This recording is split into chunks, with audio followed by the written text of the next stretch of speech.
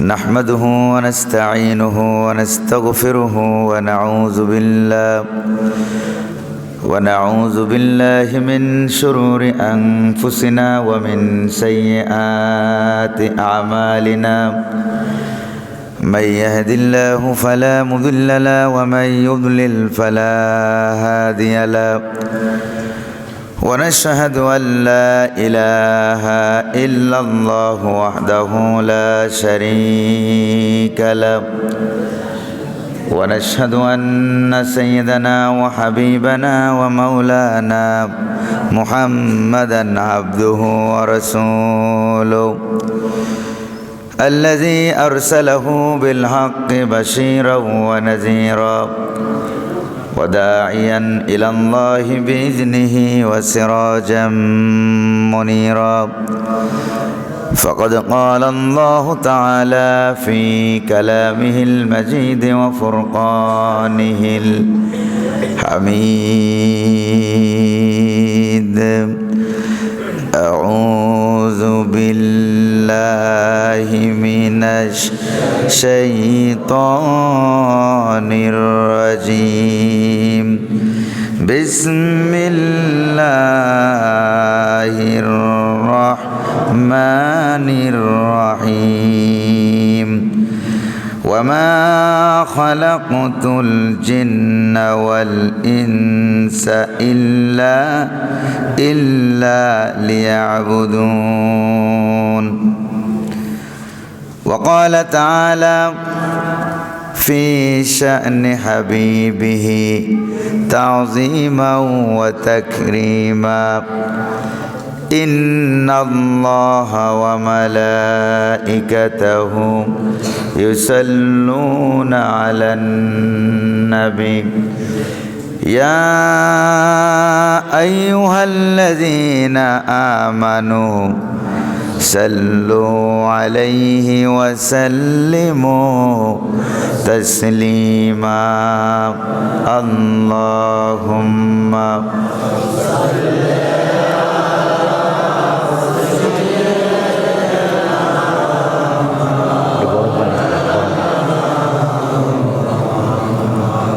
وعلى آل سيدنا মাওলানা খুব মহব্বতের সাথে প্রাণ খুলে হাবিবের শানে সমস্বরে সকলে পড়ুন আল্লাহুম্মা সাল্লি আলা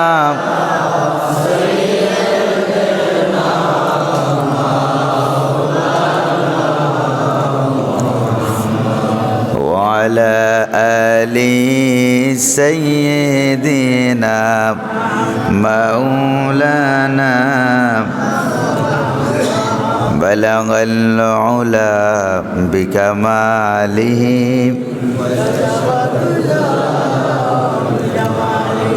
حسنت جميع خصاله صلوا عليه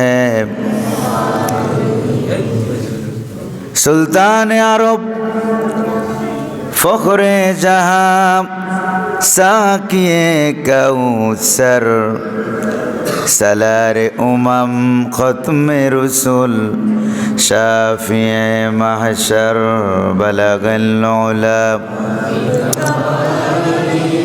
कशफत दुजा बिजमालिही सल्लो अलैहि खैरुन्नास मुहम्मद अरबी शहरा मदीनी वाला जिसनी मशरिक मगरिब तईन कत्ता नूर उजाला बलगल उला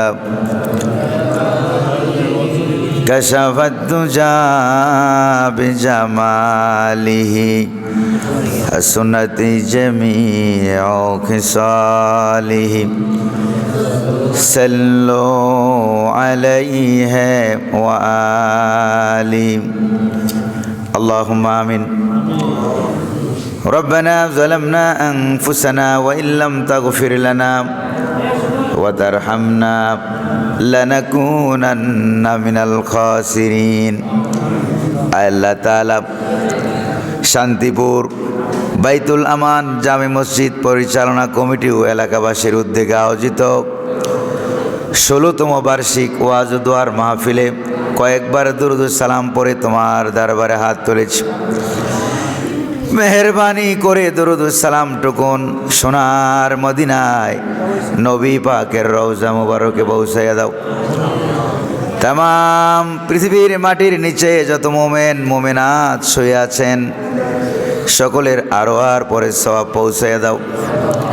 আল্লাহ তাআলা এই মাহফিলের আয়োজন যারা করেছেন আর শোনার জন্য যারা এসেছেন, কিয়ামতের দিন মুসিবতের সময় এ মাহফিল আমাদের সকলের জন্য নাজাতের উসিলা বানাইয়া দাও।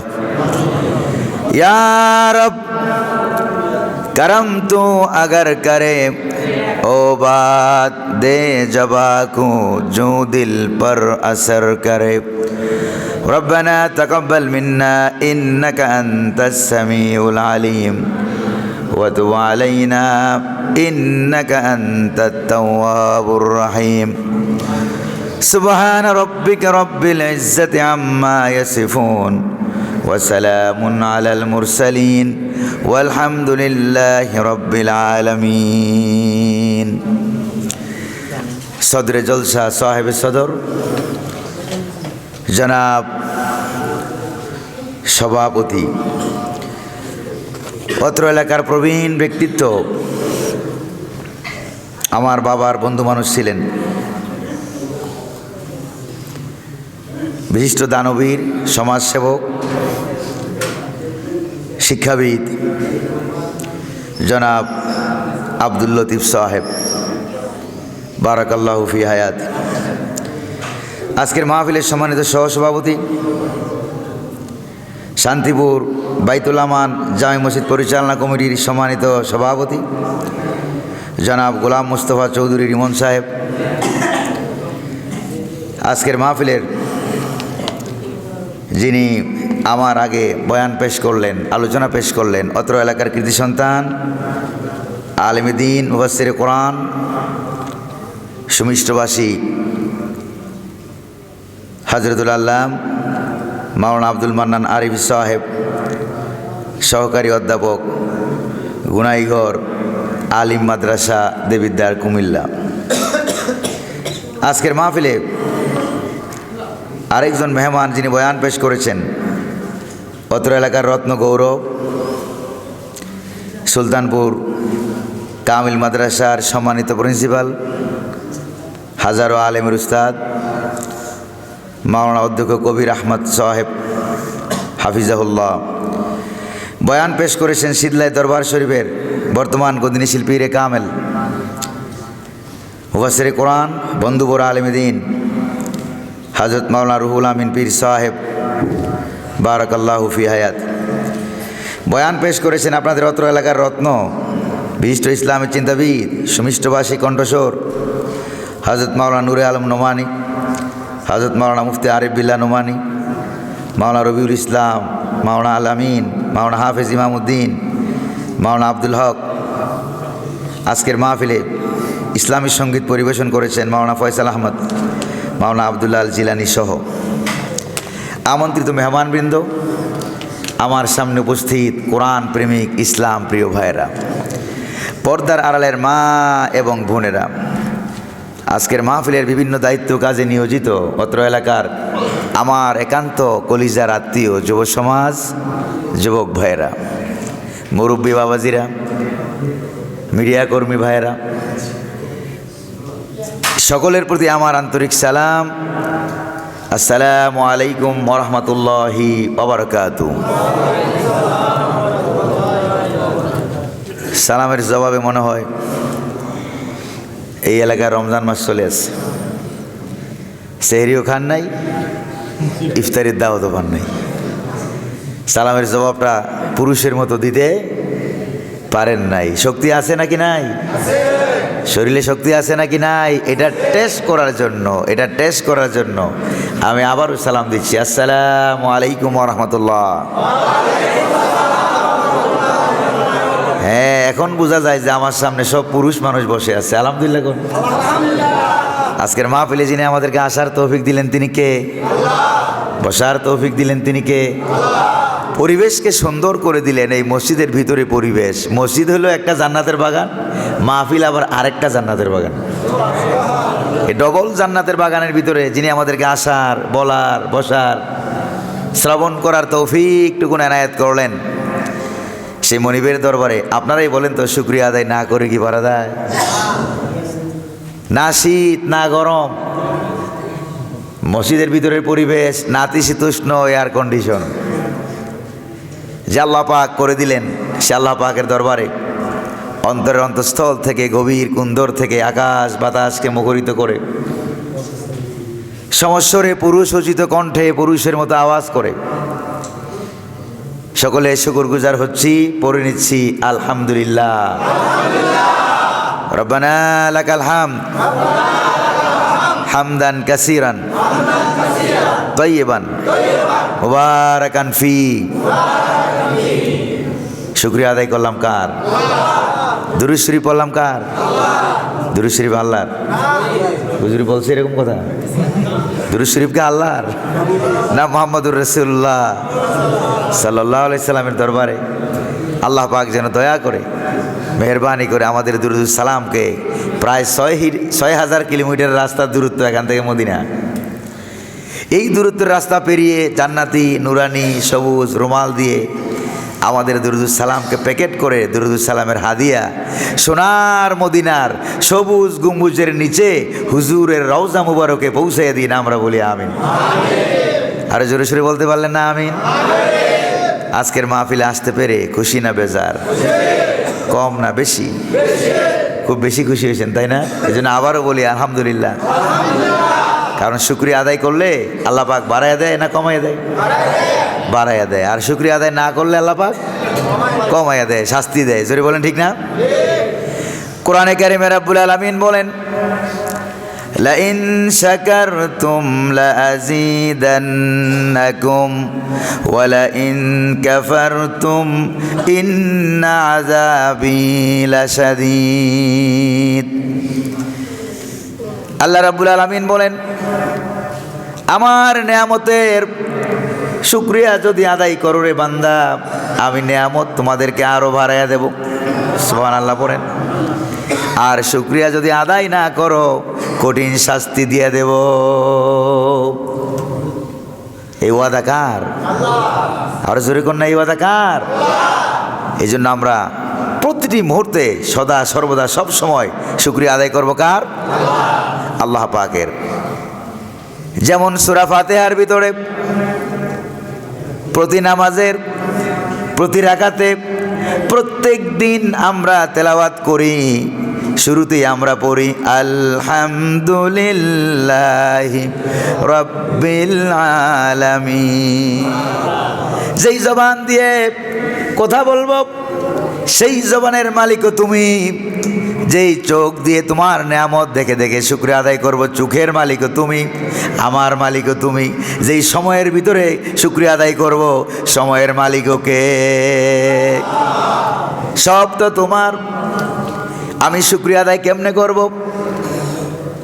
আল্লাহ রাব্বুল আলামিন হযরত মূসা আলাইহিস সালামকে ডাক দিয়ে বলেন, মূসা আল আন শাকারতা ইয়া মূসা, ও মূসা এতগুলি আমার জিনিস নেয়ামত তোমাকে আমি দান করেছি, তুমি নেয়ামতের স্বীকৃতি দান করেছো। নেয়ামতের স্বীকৃতি দেওয়ার মাধ্যমে তুমি আমার শুকরিয়া আদায় করেই ফেলেছো। তাইলে নেয়ামতের মালিক কে? সময়ের মালিক কে? আল্লাহ সুবহানাহু ওয়া তাআলা। প্রিয় ভাইরা আমার, মূসা আলাইহিস সালামের কথা যেহেতু মনে হয়েছে আরেকটু বলে ফেলাই, বলবো? সেই তুরপার রাতের 1টা থেকে উপরের দিকে উঠা আরম্ভ করছি। কয়টা থেকে? 1টা থেকে উপরের দিকে উঠা আরম্ভ করছি। উঠতে উঠতে উপরে উঠলাম, ফজরের আজান হয়ে গেছে। ফজরের নামাজ পড়লাম, দেখি তুরপাহাড়ের কিনারায় একবারে উপরে টিলায় পাশেই দুইটা ঘর। একটা হইলো আল্লাহর ঘর মসজিদ, আরেকটা হইল খ্রিস্টানদের গির্জা। গির্জা আর মসজিদ পাশাপাশি, কিন্তু একটার সাথে আরেকটার কখনো কিলাকিলি মারামারি। সুবহানাল্লাহ বলবেন না? আপনাদের সুবহানাল্লাহ বলার ভাবসাব যা দেখে তো মনে হয় সুবহানাল্লাহ বলে সওয়াব হয় না গুনাহ হয়, সন্দেহ আছে মনে হয়। সওয়াব হয় না গুনাহ হয়? কত সুবহানাল্লাহ বলে সওয়াব হয়। আমি বুঝতে পেরেছি আপনারা শুনতে শুনতে মোহমুগ্ধ হইয়া সুবহানাল্লাহ বলাটাও আপনারা ভুলে যান।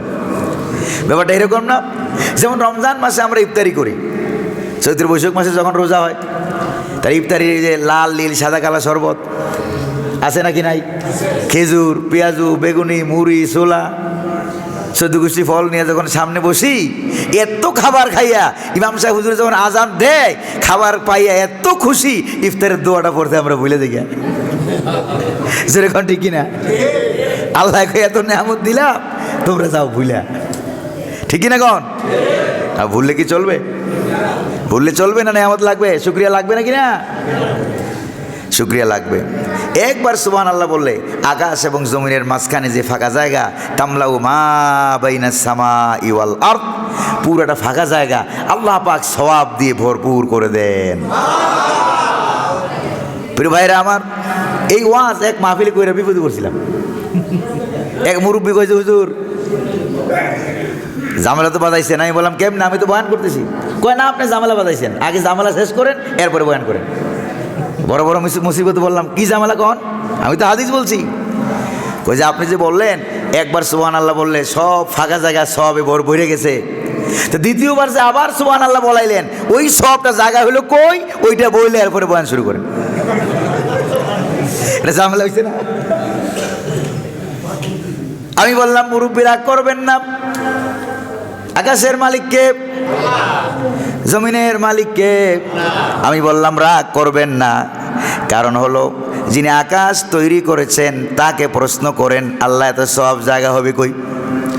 প্রশ্ন করার অন্তত ১৫০০ বছর আগে রব্বুল আলামিন জবাব ছেড়ে দিয়েছেন। শোনো দুনিয়ার মানুষ, ওয়াস-সামাআ বানাইনাহা বিআইদি ওয়া ইন্না লামুসিউন।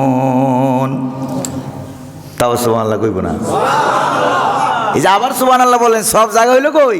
আল্লাহ দেখেন উত্তর দেয়। রব্বুল আলামিন বলেন, আকাশকে আমি আমার আপন কুদরতি হাত দিয়ে তৈরি করেছি, আর প্রতিনিয়ত প্রতিটা মুহূর্তে আমি রব্বুল আলামিন আসমানটারে বড় বানাইতেছি। তাহলে আল্লাহর কাছে জায়গার কোনো অভাব, সওয়াবের কোনো অভাব? এটা মুহাম্মদ সাল্লাল্লাহু আলাইহি সাল্লাম একটা উপমা দিলেন, একটা উদাহরণ দিলেন, দৃষ্টান্ত দিলেন। বলেন ঠিক কিনা?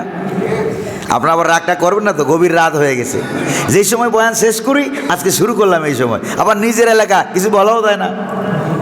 দেখেন পোস্টারের মধ্যে লেখা আছে ৯টা ৩০-এ বয়ান। কয়টায়? ৯টা ৩০-এ বয়ান। আর বয়ান শুরু করলাম কয়টায়? 10টা ৪৫-এ, ঠিক কিনা কোন? আল্লাহ বরকত দান করুন, বলি আমিন। আরো জোরে বলি না আমিন? এই যে উপরের দিকে তাকান, উপরের দিকে আসমান আকাশ আছে নাকি নাই?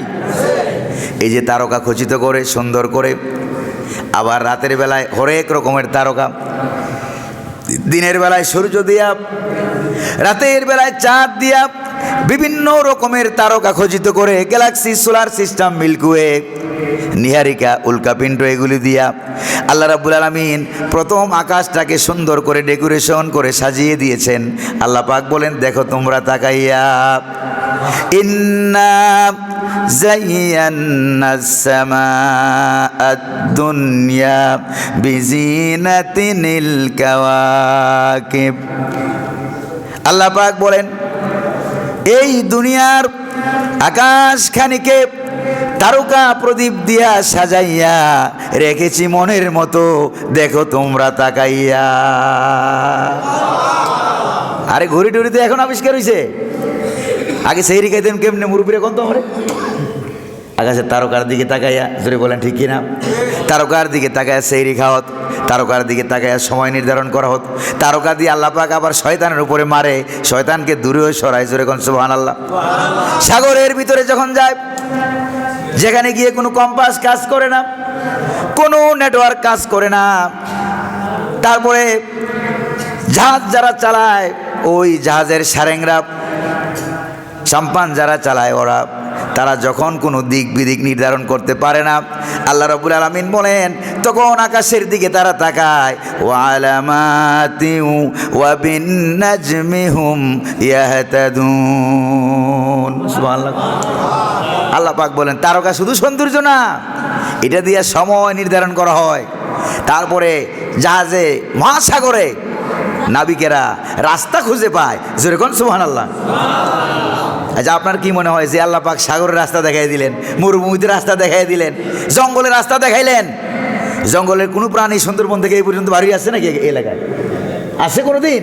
আচ্ছা, বলতে চেয়ারম্যান সাহেব, মেম্বার সাহেব, মন্ত্রী, এমপি, ও ডক্টর ইউনূস, রাস্তা হারাই গেছি, যাবো কোন পথে? রাস্তা একটু দেখাই দাও। হারাইছে রাস্তা? যে রাব্বুল আলামিন জঙ্গলের প্রাণীগুলোকে রাস্তা দেখাই দিলেন, সাগরের মাছগুলোকে রাস্তা দেখাই দিলেন, অন্তরিক্ষে মহাশূন্যের ভিতরে পাখিগুলো কেমনে চলবে আল্লাহ পাক রাস্তা দেখাই দিলেন। সে আল্লাহ রাব্বুল আলামিন বুঝি দুনিয়াতে মানুষেরা মানব রচিত তন্ত্র মন্ত্রের ভিতরে হাবুডুবু খাবে, আল্লাহ পাক রাস্তা দেখাবেন না? এমনটা তো হতেই পারে না। আল্লাহ রাব্বুল আলামিন সব জায়গায় রাস্তা দেখাইয়া দিয়েছেন। কোরআনে কারিমে রাব্বুল আলামিন বলেন, ওয়ালাল্লাহি কাসদুস সাবিলি ওয়া মিনহা জাইরুন ওয়ালাউ শাআ লাহাদাকুম আজমাইন। সুবহানাল্লাহ বলবেন না? এই যে আয়াত তেলাওয়াত করলাম, এটা কি মোল্লার না আল্লাহর? আর জোরে কোন না কার? আল্লাহ পাকের আয়াত। আল্লাহ পাক বলেন রাস্তা আমি দেখাইয়া দিয়েছি। সুবহানাল্লাহ। মাঝখান দিয়ে রাস্তার কথা একটু বলে নিলাম। তুর পাহাড়ের উপরে উঠতেছিলাম, মনে আছে নাকি নাই? আছে নাকি নাই? একবারে রাতের অন্ধকারে যখন উপরের দিকে যায়, কোনো লাইট টাইট নাই, কিছুই নাই, দল দল যাওয়া লাগে, একজন একজন করে উঠা যায় না। হিংস্র প্রাণী তার 12টা বাজায় ফেলবে। দলে দলে উপরে যখন উঠতে লাগলাম, আমরা প্রায় 50 থেকে 60 জন ছিলাম। উপরের দিকে উঠতেছি, উঠতে উঠতে প্রায় 9 কিলোমিটার রাস্তা ঘুরে ঘুরে ফজরের আজান হয়ে গেছে উপরে উঠে। এরপরে আমরা সেখানে ফজরের নামাজ পড়লাম। নামাজ পড়ে মসজিদ থেকে বেরিয়ে দেখি পাথরের পাহাড়, তো ছোট একটা জায়গা আছে, একটু নিচু মতো, গর্তের মতো। জিজ্ঞেস করলাম যে ভাই ওই জায়গাটা কি? ওইটা হইলো ওই জায়গা যেই জায়গায় হযরতে মূসা আলাইহিস সালাম দাঁড়ায় দাঁড়ায় বিনা নেটওয়ার্কে আল্লাহ তাআলার সাথে ডাইরেক্ট কথা বলতেন। কথা বলতে গিয়ে কত কথা বলে, এক পর্যায়ে কথা বলতে বলতে বলে, আল্লাহ তুমি নাকি ঘুমাও না?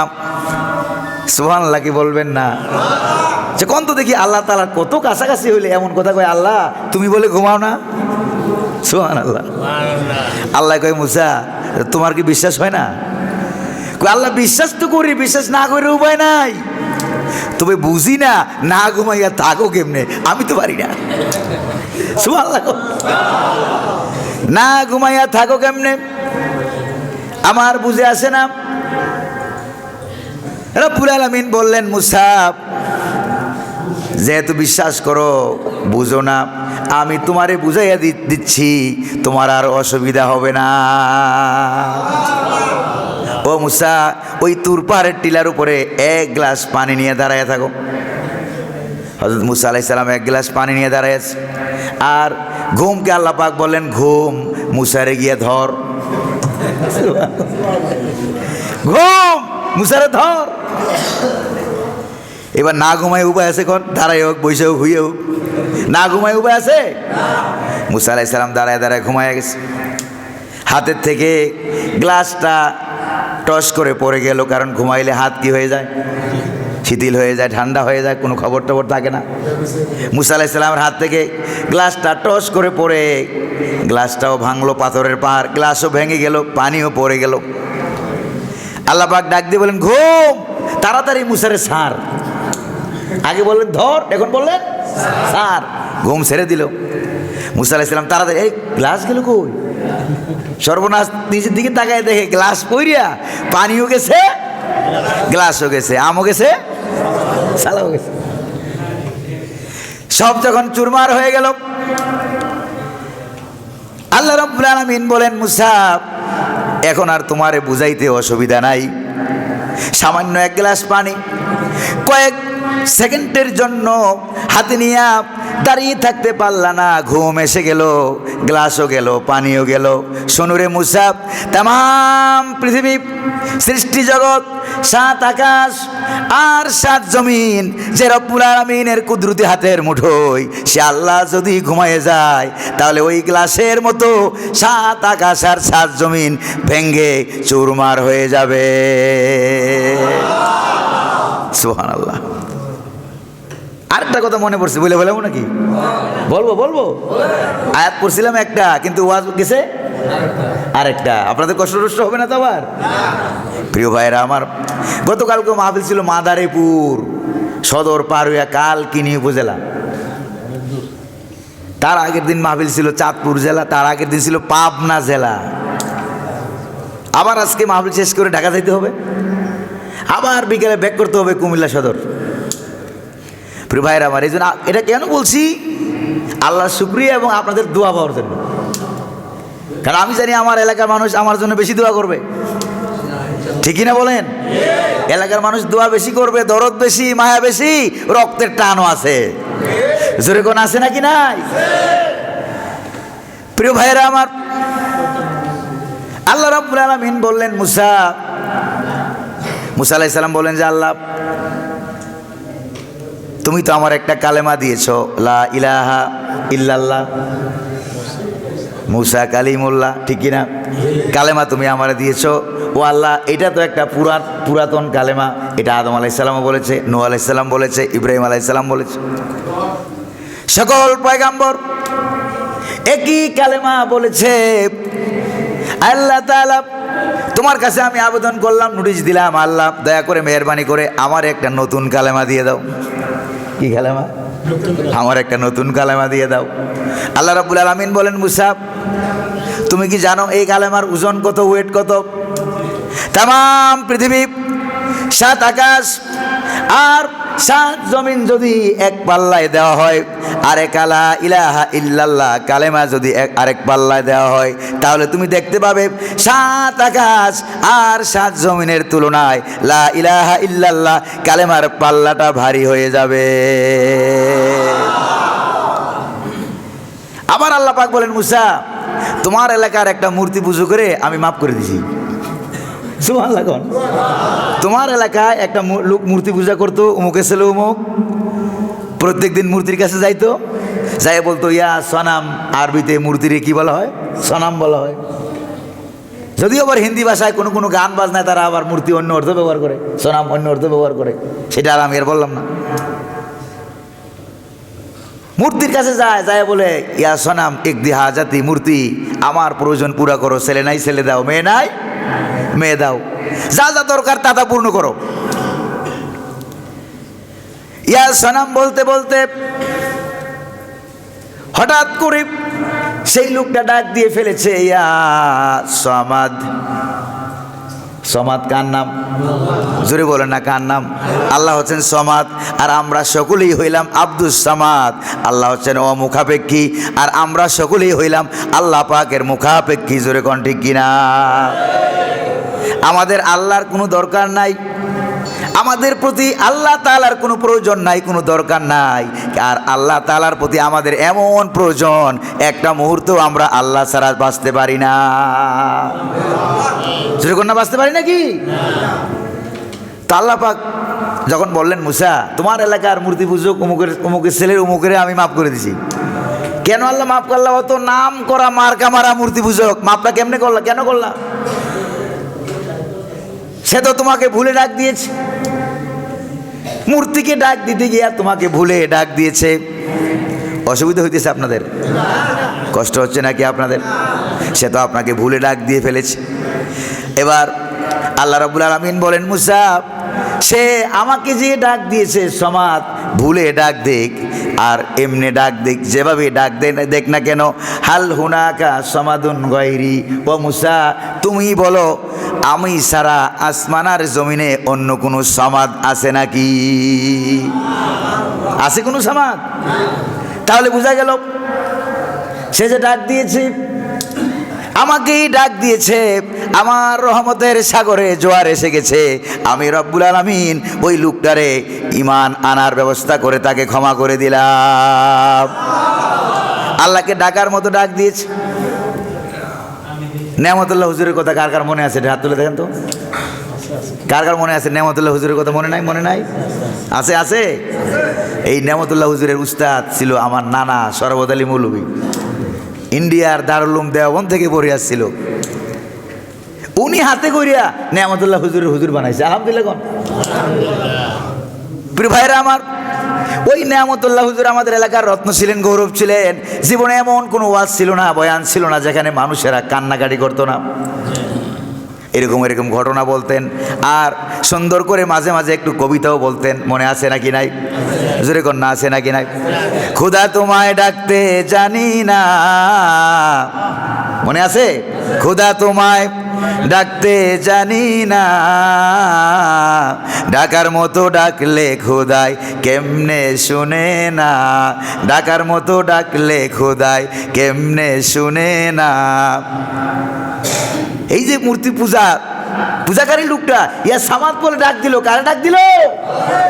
তাহলে বোঝা গেল ডাকটা দিলের থেকে, অন্তর থেকে দিয়েছে, কোনো সন্দেহ নাই। যেটা বলেন ঠিক কিনা? দিল সে जो बात निकलती है असर रखती है पर नहीं ताकते परवाज मगर रखती है। অন্তর থেকে যেই কথাটা বের হয় প্রভাব বিস্তার করে, পাখির মতো ডানা না থাকলেও উড়ে উড়ে সাত আকাশ পাড়ি দিয়ে আল্লাহ রব্বুল আলামিনের আরশ আজিম পর্যন্ত খবর হয়ে যায়। কুদসিল আসল হে, আল্লামা ইকবাল বলেন, कुदसिल असल है रफ़ात पे नज़र रखती है, खाक से उठती है गर्दों पे गुजर रखती है। उठ के आवाज़ मेरी तब बेफलक तक जा पहुँचे, यानी उस गुल की महक अर्श अज़ीम तक जा पहुँचे। सुभान अल्लाह। प्रिय भाईरा আমার, সেই মুসা আলাইহিস সালাম, আপনার বিরক্ত হচ্ছেন না তো? আল্লাহ পাক বুঝিয়ে দিলেন যে আমি কোনো ঘুমটো আমার নাই। সুবহানাল্লাহ কোন? লা তাখুযুহু সিনাতুন ওয়ালা নাওম, কোন ঘুম অথবা ঘুমের ভাব আল্লাহ রাব্বুল আলামিনের ধারে কাছেও আসতে পারে না। সুবহানাল্লাহ। আচ্ছা আপনারা কোন তো দেখি ঘুম বানাইছে কে? ঘুম বানাইছে কে? তাহলে ঘুম আগে না লাগে? আটু জোরে কোন, ঘুম আগে না লাগে? আসমান বানাইছে কে? আসমান আগে না লাগে? সময় বানাইছেন কে? সময় আগে না লাগে? আরশ আজিম বানাইছে কে? তাহলে আরশ আজিম আগে না লাগে? তাহলে তামাম পৃথিবী সকল সৃষ্টি জগৎ সৃষ্টির আগে আল্লাহ যা, এখনো তা কোন রদবদল পরিবর্তন হয় না। আল্লাহু আকবার কোন? আল্লাহুস সামাদ। আল্লাহুস সামাদ। আল্লাহ হচ্ছেন অমুখাপেক্ষী, সকলেই তার মুখাপেক্ষী। সামাদ শব্দের ভিতরে দুইটা অর্থ আছে। কয়টা? একটা হচ্ছেন তিনি অমুখাপেক্ষী, আরেকটা হলো সকলেই তার মুখাপেক্ষী। সুবহানাল্লাহ কোন? প্রিয় ভাইরা আমার, সেই রব্বুল আলামিন বলেন, শোনো দুনিয়ার মানুষ, তোমাদেরকে আমি কেন সৃষ্টি করেছি একটু মনোযোগ সহকারে শোনো। ওয়ামা খালাকাতুল জিন্না ওয়াল ইনসা ইল্লা লিয়াবুদুন, মানুষ আর জিনকে আমি সৃষ্টি করেছি গোলামি করবে কার? আরো জোরে বলেন না, গোলামি করবে কার? সিজদা করবে কার? আল্লাহ রাব্বুল আলামিন বলেন মানুষ আর জিনকে সৃষ্টি করার এটাই আমার উদ্দেশ্য। যেমন দেখেন, প্রত্যেক দেশের সরকারের এক একটা মন্ত্রী আছে, বিভিন্ন জাতের মন্ত্রী আছে নাকি নাই? আছে নাকি নাই? মায়ের পেটের ভিতরে সন্তান কি খাবে ওইটার জন্য আলাদা কোনো মন্ত্রী আছে নাকি? কথা কোন? যেরকম আছে মায়ের পেটের ভিতরে সন্তানের জন্য রুহ দেওয়া হবে, ওইটার জন্য আলাদা কোনো মন্ত্রী আছে নাকি? কারণ মন্ত্রীর তো নিজের রুহেরই খবর নাই। জোরে কোন ঠিক কিনা? কত খাদ্যমন্ত্রী দেখলাম না খাই মরে। জোরে বলেন ঠিক কিনা? প্রিয় ভাইরা আমার, মা বাবার মাধ্যমে সন্তান যখন মায়ের পেটের ভিতরে এসে গেল, সরকার কি জানে? তখন সরকার জানে নাকি? পরিবার পরিকল্পনা মন্ত্রী, যত মন্ত্রী সদ্য গোষ্ঠী হোক না কেন, সরকারের কোন মন্ত্রী জানে যে মায়ের পেটের ভিতরে সন্তান এসে গেছে? মাও জানে না, বাবাও জানে না, মন্ত্রীও জানে না, সরকারও জানে না। যিনি জানেন তিনি কে? আল্লাহ রাব্বুল আলামিন বলেন, আমার ইবাদত কেন করবা? দেখো, আমার গোলামি কেন করবা? তুমি যখন তোমার মায়ের পেটের ভিতরে এলাম, 120 দিন যখন হয়ে গেল, এর আগেই এক ফোঁটা নাপাক পানিকে আমি জমাট রক্ত বানাইয়া দিলাম। এরপরে সুম্মা খালাকনান নুতফাতা আলাকাতান ফাখালাকনাল আলাকাতা মুদগা ফাখালাকনাল মুদগাতা ইযামা। নাপাক পানিকে জমাট রক্ত বানায় দিলাম, জমাট রক্তকে গুস্তপিণ্ডে পরিণত করলাম। এরপরে চিকন চিকন স্ট্রাকচার দিয়া ছোট ছোট বাচ্চারা যেরকম ঘুড়ি বানায়, আগে ঘুড়ির কামানি গুলি দেয়, ঠিক কিনা বলেন? এরপরে ছাউনিটা দেয়। আল্লাহ পাক বলেন চিকন চিকন কচি হাড় দিয়া এরপরে সুন্দর করে ফাকাসাউনাল ইযামা লাহমা, এরপরে সুন্দর করে ওই হাড্ডিগুলিকে চামড়া দিয়া গুস্ত দিয়া ছাউনি দিয়া দিলাম। 120 দিন যেতে না যেতে রুহু দিয়া তোমার মায়ের পেটের ভিতরে আমি আল্লাহ ফেরেশতা পাই। ঠিক আছে নাকি নাই? যারা আল্লাহর দেওয়া আইন বাদ দিয়ে, অর্থনীতি সমাজনীতি বাদ দিয়ে যারা মানুষের তৈরি করা চালু করতে চায়, তাদের অবস্থাটা কি হয় জানেন? তারা আল্লাহর দেওয়া, আল্লাহ যেখানে চোখ দিয়েছেন, এই চোখ এই জায়গা থেকে খুইলা ঠ্যাঙ্গের মধ্যে চোখ লাগাইতে চায়। কথা ক্লিয়ার? কথা ক্লিয়ার? চোখ ঠ্যাঙ্গের মধ্যে লাগাইতে চায়, কারণ আল্লাহটা ভালো লাগে না। কান দুইটা বগলের নিচে লাগাইতে চায়, চোখ দুইটা ঠ্যাঙ্গের নিচে লাগাইলে যা হইতো আমরা কি চলতে পারবো নাকি? জোরে বলেন না, চোখ থাকিতে কি হয়ে যাব? অন্ধ হয়ে যাব। জোরে বলেন ঠিক কিনা? চোখ থাকিতে অন্ধ হয়ে যাব। এই জন্য যারা আমাদেরকে আল্লাহর দেওয়া নিয়ম নীতির বিরুদ্ধে চালাইতে চায়, তারা তো আল্লাহর দেওয়া প্রকৃতিকে সীমা লঙ্ঘন করে মানুষগুলিকে অন্ধ বানায় দিতে চায়। জোরে বলেন ঠিক কিনা? আমরা কি অন্ধ হব না গোলামি করব কার? এই জন্য রব্বুল আলামিন বলেন, ওয়ামা খালাকাতুল জিন্না ওয়াল ইনসা ইল্লা লিয়াবুদুন। মানুষ আর জিনকে আমি তৈরি করেছি গোলামি করবে কার? ইবাদত করবে কার? হুকুম মানবে কার? একটু দুরূদ শরীফ পড়েন, সালাতু রাব্বি আলা মুহাম্মদ। মনে আছে নাকি নাই? আছে, আছে। সালাতু রাব্বি আলা মুহাম্মদ, দুরুদ তুম পর রসুলে আকবার, সালাতু রাব্বি। এই রে নেমতুল্লাহ হুজুর, আমি তো ছোট, ওই যে পানির মধ্যে জানাজা পড়ছিলাম না, মনে আছে? চাল্লা মাঠের মধ্যে পানি না, পানি ছিল না তখন, এই হাঁটু পানির দাঁড়াইয়া হুজুরের জানাজা পড়ছিলাম।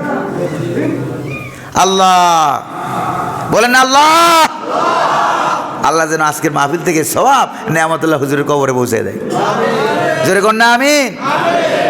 যাদের বয়স কম তারা তো দেখে নাই, আমার মতো লেভেলে যারা আছে 40-এর উপরে, হ্যাঁ, তারা মোটামুটি জানে বুঝে। ওরা তো মনে দেখেই নাই, দেখছো? নেয়ামতুল্লাহ হুজুরে দেখে নাই। উনি মারা গেছে প্রায় 32 বছর। কত বছর? 32 বছর। কত সুন্দর করে কোরআন, দিন, ইসলাম মানুষদেরকে বুঝাইতেন বাড়ি বাড়ি, ঠিক না? আল্লাহ রাগটা করেন না তো আপনার আবার? এবার আমার ওয়াজ বয়ান কিন্তু প্রায় শেষের দিকে চলে আসছি। কোন দিকে? রাত গভীর হয়ে গেছে, শেষের দিকে চলে আস। প্রিয় ভাইরা আমার, এবার আমি আপনাদেরকে একটা উদাহরণ দেখাইতে চাই। আল্লাহ রাব্বুল আলামিন কোরআনে কারিমে বলেন, ইয়া আইয়ুহাল্লাযীনা আমানু দুখুলু ফিস-সিলমি কাফা। ও ইমানদাররা, যারা ইমান এনেছো, শোনো, তোমরা ইসলামের মধ্যে পরিপূর্ণভাবে 16 আনা ইসলাম মানো। অর্ডার কার? জোরে কার না? হুকুম কার? যারা ইসলাম মানে না, ষোলো আনা অর্ডার যারা মানে না, আলেম ওলামাদেরকে যারা ধরে, যারা মারে, কোরআনের পাখিকে যারা 13টা বছর জেলখানায় ঢুকিয়ে রেখেছে, এরপরে ইনজেকশন দিয়া কোরআনের পাখি আল্লামা সাইদিকে শহীদ করেছে। আল্লামা সাইদি বলেছিলেন, এমন সময় আসবে ইন্দুরের গর্ত পালাবার জায়গা পাবা না। ঠিক না? ইন্দুরের গর্ত পাইছে মনে হয়? চুপচাপ আছেন কেন? ইন্দুর ছিলেন না আপনারা? ইঁদুর ওই ছোটকালে দাঁত পড়ছিল, কই গেছিলেন? কোথায় গেছিলেন? ছোটকালে দাঁত পড়ছিল না, এই দাঁত নিয়ে গেছেন কই? কোথা কোন না গেছেন? ইন্দুরের গর্তে গেছে। কি বলছিলেন? ইন্দুর আমার মোটা দাঁতরা নিয়ে তোমার চিকনটা দাও। ইন্দুরে আল্লাহ কয়, ওর 14 গোষ্ঠীর দাঁত দিলাম আমি, এখন দাঁত চা ইন্দুরের কাছে। নাউজুবিল্লাহ কবেন না? আচ্ছা, এটা কি ঠিক হয়েছে না ভুল হয়েছে? কোন তো আপনারা ঠিক না ভুল? আল্লাহ যেন মাফ করে বলি আমিন। জোরে কর না আমিন। প্রিয় ভাইরা আমার, এই জন্য রব্বুল আলামিন বলেন, যারা ঈমান এনেছো শোনো, 16 আনা আইন মানো, পরিপূর্ণভাবে ইসলামের মধ্যে প্রবেশ করো। জোরে কোন সুবহানাল্লাহ। ইসলামের ভিতরে প্রবেশ করো। এই যে আমার গায়ে একটা জামা আছে না, এই জামা দেখছেন আপনারা? একটু ভালো করে তাকান না, সাদা না কালো? কালো জামা, ঠিক আছে তো? এই জামা পুরোপুরি আমি গায়ে দিছি নাকি দেই নাই? এই জামা পুরোপুরি গায়ে না দিয়ে যদি একটা হাত আমি গায়ে দিয়ে আসতাম, শুধু একটা হাত, আপনারা কি আমার এখানে বসতে দিতেন? ও অত্র এলাকার আমাদের পুরানবাড়ি এলাকা, কিন্তু এখানে ওলামরি। এই পুরানবাড়ি এলাকার চানমিয়া মাস্টার, ডাক্তার, হাজি চৌধুরী চিনেন তো আপনারা? তমুকের ছেলের দাওয়াত দিছিলাম, মিশর থেকে লেখাপড়ে আসছে ভালো মনে করিয়া, এখন দেখি পুরা শরীর খালি, শুধু একটা হাতা গায়ে দিয়ে আসছে। এখন দেখি যে ভালো মনে করিয়া নুর আলম দাওয়াত দিছে, এখন দেখি যে মাথার স্ক্রু টিস্ক্রু সব ঢিলা। জোরে কোন ঠিক না? এবার যুবক ভাইরা যারা পায়জামা পরে আসছে, প্যান্ট পরে আসছে, শোনো, পায়জামার ঠ্যাং কয়টা? কথা কয় না কয়টা? ঠ্যাং হলো 2টা। এবার 2টা ঠ্যাং না পইরা একটা ঠ্যাং মাঝখান দিয়া কাইটা, একটা ঠ্যাং পায়জামা পইরা যদি এই মসজিদের ভিতরে ঢুকতে চায়, আপনারা কি তারে ঢুকতে দিবেন নাকি? জোরে কন্যা ঢুকতে দিবেন নাকি? কি বলবেন? মাথার স্ক্রু ঢুলা ঢিলা, ঠিক কিনা গন? আর নোয়াখালী বইলে বলবো হেতে হাগল। জোরে কন ঠিক কিনা? হেতে হাগল। তাড়াতাড়ি বাড়ি কর, একটা 10টা নষ্ট করবে হুতুম পেশা মার্কা। জোরে করবেন ঠিক না? আচ্ছা, এই যে আপনারা ঠিক বলছেন নাকি বুঝে বলছেন না বুঝা?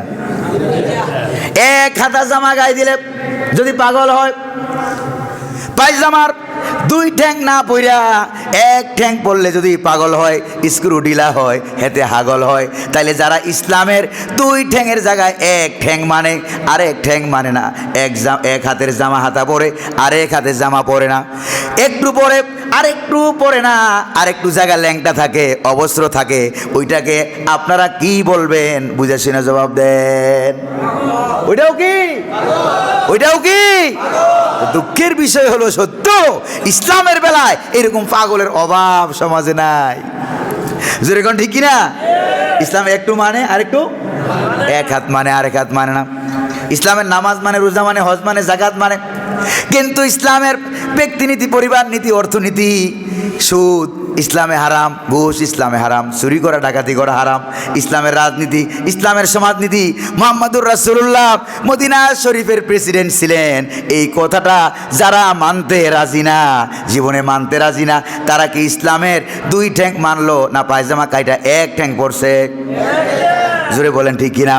তাহলে মাথা কি ঠিক আছে না স্ক্রু ঢিলা? জোরে কোন ঠিক কিনা?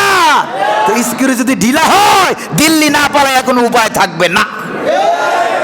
ঠিক কথা? অসুবিধা বেশি কঠিন হয়ে গেল মনে হয়, আপনাদের বুঝতে মনে অসুবিধা হয়? প্রিয় ভাইরা আমার, তাহলে ইসলাম মানবো তো মানবো, কয়ানা মানবো? জোরে কন্যা কয়ানা? জামা যেহেতু পড়ছি, পুরা জামা গায়ে দিস, মসজিদে ঢুকছি, মসজিদের ভিতরে হাত ঢুকাইয়া দেই নাই, সরাসরি পুরাটা ঢুকছি। জোরে বলেন ঠিক কিনা? পুরা শরীর দিয়ে মসজিদে ঢুকলাম, পুরা জামা গায়ে দিলাম, পুরা পায়জামা পিনলাম, পরিধান করলাম, তাহলে বোঝা গেল ওইটাই হলো প্রকৃত মুসলমান, যে তার গোটা জীবনে জন্ম থেকে শুরু করে নিয়ে মৃত্যু পর্যন্ত রান্নাঘর থেকে শুরু করে নিয়ে পার্লামেন্ট পর্যন্ত 16 আনা ইসলাম যে মানবে ওইটাই হলো আসল প্রকৃত মুসলমান। এটাই হলো ইমানের দাবি, ঠিক কিনা গণ? ইমানের দাবি যদি কোরবানি হয়। এই নুর আলম, আমি কিন্তু শিল্পী না, জীবনে দেখছো আমার গান গাইতে? ইমানের দাবি যদি কোরবানি হয়, সে দাবি পূরণে আমি তৈরি থাকি যেন, সে দাবি পূরণে আমি তৈরি থাকি যেন। ও গো দয়াময় আমার প্রভু দয়াময়, ও গো দয়াময় আমার প্রভু দয়াময়। দরকার আছে নাকি নাই? জোরে বলেন না, আছে নাকি নাই? প্রিয় ভাইয়েরা আমার, তাহলে ইমানের দাবি অনুযায়ী, ইমানের চাহিদা অনুযায়ী 16 আনা ইসলাম মানবো। রাজি? রাজি? আরেকটা উদাহরণ দেখাই। প্রিয় ভাইয়েরা, রাগ করতেছেন না তো আপনারা? অসুবিধা হয়? আরেকটা উদাহরণ। কারা কারা বিয়ে করছেন তারা একটু হাত তুলে দেখান। বিয়ে করছেন কারা কারা? নাই? করছেন? করছেন? তা আপনি 2 হাত উঠাইছেন, বিয়ে আপনি 2টা করছেন নাকি? না, হাত নামা না, হাত নামা। এই যে বাচ্চা মানুষ হাত উঠাইছে, তুমি আবার বিয়ে করছো কবে? দেখছেন? দেখেন এবার, এই মসজিদের ইমাম, ভালো করে খেয়াল করেন, বিয়ের কথা কইলে সবাই খুশি হয়, ঠিক কিনা কন? মসজিদের ইমাম সাহেব হুজুর, মুয়াজ্জিন সাহেব হুজুর, কাজী সাহেব যাইয়া বিয়ে পড়াইয়া দিছে, যেরকম ঠিক না? বিবাহ যখন পড়ানো হলো, ভালো করে খেয়াল করেন, আমি কিন্তু হাসির খোরাক দেই নাই, বোঝার জন্য বলেছি। বিবাহ যখন পড়ানো হলো, আলেমরা যখন বিবাহ পড়ায় তখন বলে আগে মেয়ের কাছ থেকে আগে জিন আনে, অনুমতি আনে, জোরে বলেন ঠিক কিনা? আগে মেয়ের কাছে যায়, যাইয়া বলে উমুকের ছেলের সাথে তোমাকে এত টাকা পাওনা মোহরে দাবি রাখিয়া বিবাহ আবদ্ধ করা হইল, তুমি কবুল বলো। মেয়ে তখন বলে কবুল, ঠিক কিনা গণ? এরপরে ছেলের কাছে যায়, যাইয়া কি বলা হয়? উমুকের মেয়েকে তোমার নিকাহে বিবাহে সপর্দা করা হলো, এত টাকা মোহরানার বিনিময়ে, যদি রাজি থাকো তাহলে কবুল বলো। এবার ছেলেও কবুল বললো, বিসমিল্লাহ বললো, অথবা মৌন সম্মতি হইয়া নাকের রুমাল দিয়ে বসে থাক। আগের জমানায় নাকের রুমাল দিয়ে বসে থাকতো, এখন আর নাকের রুমাল দিয়ে বসে না, হেতেটা হেতে নিজে লইয়া। জোরে ঘন ঠিক কিনা? এরকম আল্লাহর ওলি নাই বোধ হয়, জোরে ঘন নাই। মাঝখান দিয়ে একটু নোয়াখালী কথা বললাম আর কি, রাগটা করেন না তো আপনারা আবার।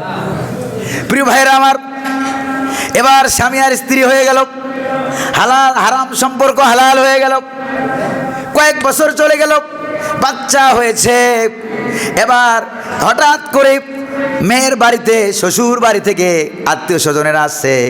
তাড়াতাড়ি বউ গিয়ে বলছে স্বামীরে, প্রাণের স্বামী, তাড়াতাড়ি আমার বাবা আসছে, ভাই আসছে, তাড়াতাড়ি বাজারে যাও, ভালো ভালো মাছ নিয়ে আসো, গরুর গোশত নিয়ে আসো। তারপরে আমার হঠাৎ করে আমার হাঁটুতে ব্যথা, একটু ওষুধ নিয়ে আস। তারপরে তোমার ছেলে এই অসুবিধা, তার জন্য জামা লাগবে, কাপড় লাগবে, আমার কাপড় লাগবে, শাড়ি লাগবে, 3 পিস লাগবে, কাপড় লাগবে। স্বামীকে বলে নাকি বলে না? জোরে বলেন না, বলে কিনা? এবার স্বামী যদি বলে আমি তো শুধু কবুল বলেছি, তোমার জামা কাপড় লাগবে, আমি এটা বলি নাই। জামাল আছে, তোমার জামা কাপড় লাগবে, এটা আমি বলি নাই।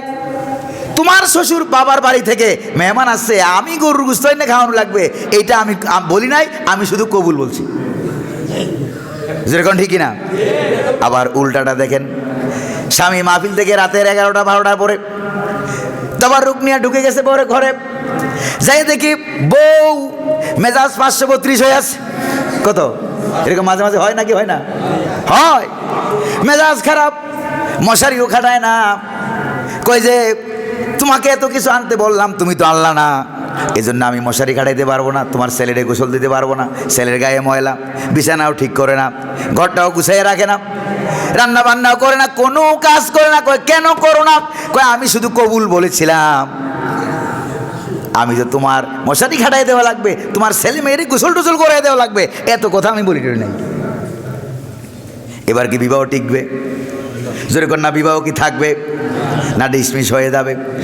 প্রিয় ভাইরা আমার, তার মানে কি তার মানে দাঁড়ালো, স্বামী যখন বলেছে কবুল, স্ত্রী যখন বলেছে কবুল, এবার উভয়ের দুঃখ আর ভালোবাসা, জীবন আর মরণ, পোশাক আশাক, খাবার দাবার, শিক্ষা, চিকিৎসা, ছেলে মেয়ে মানুষ করা, আত্মীয় স্বজনের সেবা করা, জামা কাপড় দেওয়া, তারপরে স্ত্রীর উপর রান্না বান্না করা, স্বামীর ঘর গুছায় রাখা, সম্পত্তি হেফাজত করা, এগুলি সবগুলো কবুলের ভিতরে ঢুকছে না আমি বলার কারণে ঢুকছে? এগুলি কবুলের ভিতরে আমি বলার কারণে ঢুকছে না আগের থেকেই ঢুকে আছে? জোরে কোন ঢুকছে নাকি ঢুকে নাই? স্বামী আর স্ত্রীর সম্পর্কের 16 আনা যেরকম ভাবে কবুলের ভিতরে ঢুকে গিয়েছে, এবার আমি আর আপনি যখন পড়েছি ইসলাম কবুল, ইসলাম তো আমরা কবুল করেছি, ইসলাম কবুল করার সময় আমি আর আপনি যখন কালিমা পড়েছিলাম ইলাহা ইল্লাল্লাহু মুহাম্মাদুর রাসূলুল্লাহ সাল্লাল্লাহু আলাইহি ওয়াসাল্লাম, প্রিয় ভাইরা আমার, এটা বলে শেষ করে দিচ্ছি, নোটিশ চলে আস। প্রিয় ভাইরা আমার, ইসলাম শুনতেছেন নাকি আপনারা? ইসলাম কবুল যখন আমরা পড়েছি, কালেমা যখন আমরা পড়েছি, এবার এই কালেমা শরীফের ভিতরে আপনার নামাজ, রোজা, হজ, যাকাত, জিকির, আজকার, তাসবিহ, তাহলিল, ব্যবসা বাণিজ্য, আচার আচরণ, দোকানপাট, মাছ ধরা বিক্রি করা, কৃষিকাজ করা বিক্রি করা, অন্যের জমির আইল ঠেলা যাবে না, সুদ খাওয়া যাবে না, ঘুষ খাওয়া যাবে না, ওজনে কম দেওয়া যাবে না, খাদ্যে ভেজাল দেওয়া যাবে না, আল্লাহর আইন 16 আনা মানতে হবে। তারপরে আপনার অর্থনীতি, সমাজনীতি, রাজনীতি, এই 16 আনা কালিমার ভিতরে আছে নাকি নাই? জোরে কন্যা আছে নাকি নাই? তাহলে এই 16 আনা ইসলাম মানতে হবে। 16 আনা যদি না মানেন তাহলে কি হবে? আল্লাহ রাব্বুল আলামিনের পক্ষ থেকে একটা নোটিশ আল্লাহ পাক দিয়েছেন সূরা আর-রহমানের ভিতরে, ইয়া মাশারাল জিন্নি ওয়াল ইনস ইন ইসতাতা'তুম আন তানফুযু মিন আকতারিস সামাওয়াতি ওয়াল আরদ ফানফুযু লা তানফুযুনা ইল্লা বিসুলতান। আল্লাহ পাক বলেন, আমার 16 আনা ইসলাম যদি ভালো না লাগে, আমার আসমানের নিচ থেকে, আমার জমিনের উপর থেকে বেরিয়ে যা। ঘোষণাকার আল্লাহ পাক ডাইরেক্ট ঘোষণা দিলেন, বেরিয়ে যাও। যদি আব্বার আইন ভালো লাগে, তোমার আব্বা যদি কোনো আকাশ বানায় থাকে, জমিন বানায় থাকে, ওইটার উপরে যাও, ওইটার নিচে যাও, আমারটাতে জায়গা হবে না। আমার জমিনে থাকতে হলে, আমার আসমানের নিচে থাকতে হলে আমার আইন মানতে হবে। ঘোষণাকার আমরা মানতে রাজি? রাজি? কারা কারা রাজি? দুহাত উঁচু করে দেখায়। আল্লাহ যেন কবুল করেন, বলি আমিন। আর জোরে করে আমিন। আমার প্রিয় জন্মভূমি সোনার বাংলাদেশে আল্লাহ পাক যেন হযরত উমরের মতো একটা শাসক মিলিয়ে দেয়। আপনারা খুশি হবেন না? হযরত উমরের মতো একটা শাসক আল্লাহ যেন আমাদেরকে মিলিয়ে দেয়। জীবনের 16 আনা যেন 16 আনা আমরা কোরআনের পক্ষে থাকতে পারি। আল্লাহ তৌফিক দান করুক, বলি আমিন। হযরত উমরের মতো শাসক কি আপনারা চান? চান? দাও খোদা দাও আমায় আবার উমর দারাজ দিল। পারেন না আপনারা? তো পড়েন, দাও খোদা দাও আমায় আবার উমর দারাজ দিল। দাওয়ালির মতো বীর সেনানি, আলীর মতো বীর সেনানি, জাগাতে নিখিল। দাও খোদা দাও আমায় আবার উমর দারাজ দিল। দাও খোদা দাও আমায় আবার উমর দারাজ দিল।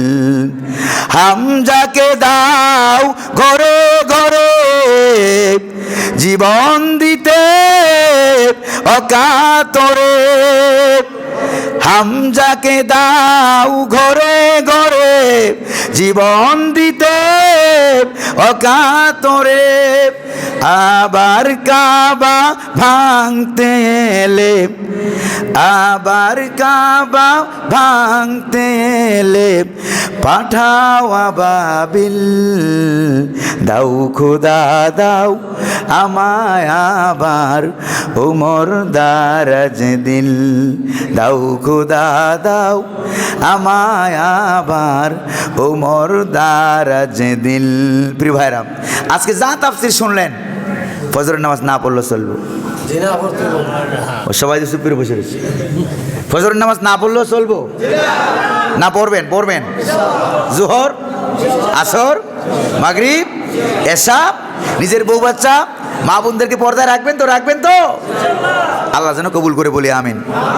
যদি এদেরকে পর্দায় না রাখেন, নামাজ কালাম না পড়েন, আল্লাহর গজব একের পর এক আসবে। ভালো মানুষগুলি শুদ্ধা আল্লাহ গজব দিয়ে পিছিয়ে দিব। জোরে কোন ঠিক না? এই যে একটা পিছনে একটা নদী আছে না, নাম কিটা? গুঙ্গুর নদী, শালদা নদী। আমরা ছোটকালে বলতাম এটা নোয়াগাং। এটার নাম কি? নোয়াগাং না? এই তো মুরব্বীরা জানে। এই যে নোয়াগাঙে কত মেশিন চালাইছি ছোটকালে, আইসা আইসা আছে কি না? দেখছেন তো? দেখেন এই যে কালীনগর জাহাজ ঘাটও, এই যে জাহাজের কথা আপনি বলছেন, খুব ভালো বলছেন। একটা জাহাজে 1000 লোক আছে। কয় হাজার? 1000 লোক, 500 বড় বড় আলেম আর পীর। কথা বুঝেন নাই? আড়াইবাড়ির পীর, সোনাগান্ধার পীর, দামতির পীর, হুরহুরার পীর, এরকম 500 আলেম আর পীর। কয়জন? ভালো করে খেয়াল করেন, 500।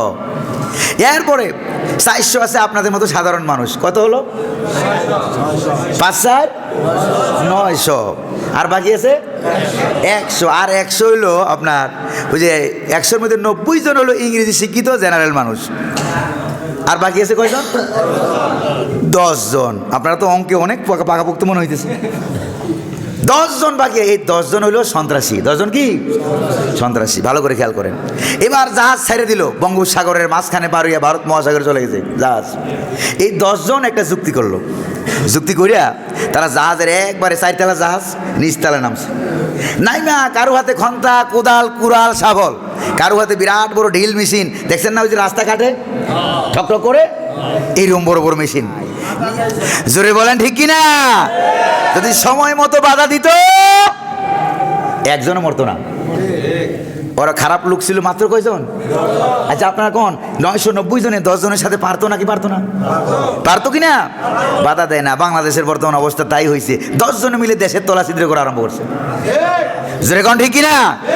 আর হাজার হাজার লক্ষ মানুষ চুপচাপ আছে। সবাই মিলে যদি বাধা দিত, তাহলে বাংলার জমিনে কেউ ইসলাম বিরোধী, কোরআন বিরোধী আইন কানুন বাস্তবায়ন করার সাহস। যেরকম ঠিক কিনা? আমরা কি চুপচাপ থাকবো, জাহাজের মধ্যে থাকে মরবো, না বাধা দেব? কারা কারা দিবেন তারা একটু হাত তুলে দেখান। আল্লাহ কবুল করুন বলি আমিন।